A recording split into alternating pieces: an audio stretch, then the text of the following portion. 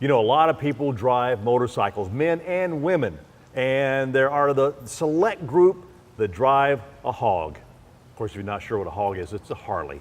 And when you get those worked on, you want to be sure you go to a reputable Harley service person. Well, there's one brand new here in Gulfport at Hog Lube, and we're talking to the owner, Michael Hull. How are you? Hi, great. How you doing? Well, wonderful. Why Harleys? I mean, you've been working on Harleys for a long time. Yes. I've been working on Harleys about 13 years, and Harley Davidson is a fascinating motorcycle, whereas, of course, Zaku's starting out. It's pretty much you can customize the way you like. And see, because no one Harley can look alike. You could take it and customize it to your own way of mind, your own personality. And that's something that's really big with a Harley owner. Yes. Because you don't want to see 2 or 3 guys or girls driving down the street and they all look the same. Yes. Because every one of them's got something different on there. Exactly. You can tell pretty much a rider just about the bike. You can look at the rider and you can pretty much get his personality, his or her personality, what they like to do in life. You can just pretty much tell him about a bike. Wow, that's amazing. I never thought about that with a Harley. I mean, I just thought, well, they're Harley Davidsons. I mean, they're just a different breed of bikes. But the fact that you can customize them to your own individual, as you said, personalities. Exactly. It can come off the showroom floor looking identical, same color, same make, model, and by the time the customer get it, give them maybe, I don't know, 6 months or so, some less, and you can't tell the difference. I mean, the bike, you could just like totally different bikes. Really? Yes. Now, when it comes to working on them, that's something that is really particular. You just don't want to take a Harley to just any mechanic or any motorcycle place. You need to work with a reputable Harley service person. I mean, and that's very, very important, right? Yes, sir. It's when you go into the training, the certification, the Harley is, of course, is different for any type of bike. The specifications are different. The torques on the boats are different.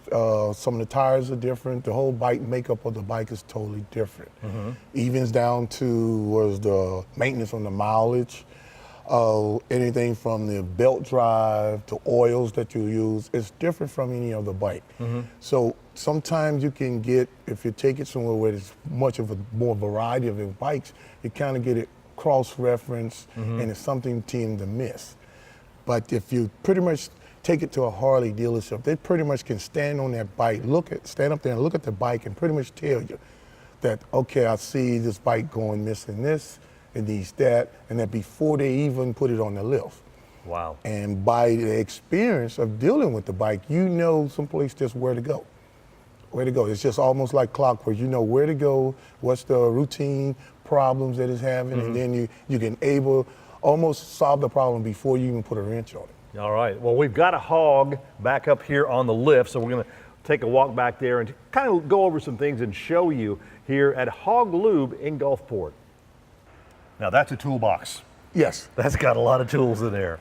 And believe it or not, with the tools in here, it does 95% of the job that I do. It's, I pretty much consolidate all the tools to keep from going back and forth from the main tool. I put them in what they call a roll around. Right.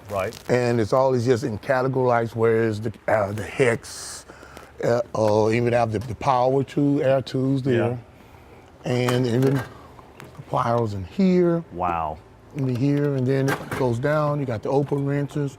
Pretty much here's the metric, because Harley do have metrics on there. Okay. And the open wrench, and a little bit more in depth when you get the hammer, because they used to have the same. Oh, I want to see what you got to use that for. And believe that's it, getting into some serious work right there. That's an old trick when you're trying to put the mufflers on the exhaust, and it won't go all the way. You just take a piece of plywood or wood, put it up there, you can just hit that board. Of course you do. And knock it on. Okay, well, let's look at this bike right here. Tell us some things about this. Now, once the bike on the lift, one of the things I do, I pretty much start in the same spot every time. And you get consistency going around. And it's pretty much just come to the front. I'm gonna look at this tire. The front tire is very unique because one of the things, it doesn't have any torque on it, so it tends not to wear down quickly. Right. But at the same time, it's one of the tires that people overlook. Because what happened, the thread would stay, it would measure the thread, And at the minimum, when you measure it, sometimes you could go and it'll show good. See, this looking at about 430 seconds. 330 seconds is the minimum. Now, you can ride on that front tire for miles, and the tread won't wear down. But what you get what you call dry rot on the tire. And you have to take a flashlight and you put it in the groove, you check in the groove for cracking, and you come on the side and you check for cracking. Now, if you have a cracking, that means dry rot, that means the tire is dry. And it's like it's overlooked because that interferes with the heat. It heats up on the road, and then your friction, and it could go the way, it won't hold to the road. Right. So that's one of the areas you want to look on the front tire, the brake disc, the brake pads. Right. Make sure they're not scrubbing to the rotor. And they come around, and the other thing that want to search is some people call it kickstand. In the book, they have it a jiffy stand. And that's basically just the stand that the bike lay on. Right. Now, in order to check on that, is this spring under here. The spring's supposed to bring it pop up. If it doesn't, it may fall down. You can run into a problem when you're bagging the bike up, catch you off guard and tilt the bike over. Definitely don't want that. No. Well, let me ask you this. Somebody comes in here and they have, like you said, they just got a bike. We've got just a little over a minute left to talk about this. They want to customize this and they have some ideas. Okay. Can you do all that? Yes, sir. Okay. Sure. So they want different pipes on it. They want, whatever, a different fairing on the front of it. They do all that. Everything they pretty much customers they do at the dealership.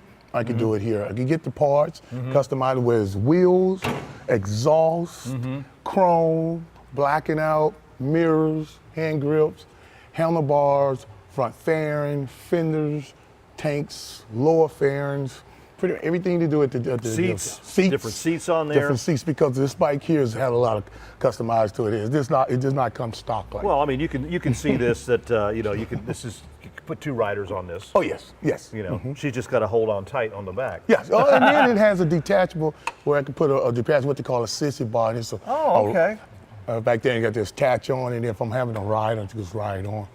That is really, really nice. And I guess the thing is they can call you, make an appointment to come in here if you have an issue with your bike, or if it's, it's time for maintenance. If you're not sure if it's exactly time, they can give you a call. You're located on 29th, right? Yes, 29th Avenue. 29th Avenue. If you turn up there by Mississippi Power off of Highway 49, you go across the tracks, you go up just a little ways, you see a line of a building there. You want to take a right, and you go right around behind that long building, and you'll see Hog Lube there. Yes. Thank you so much, Michael. Thank you. Hey, if you've got a hog, you got to take care of it. Just bring it to Hog Lube.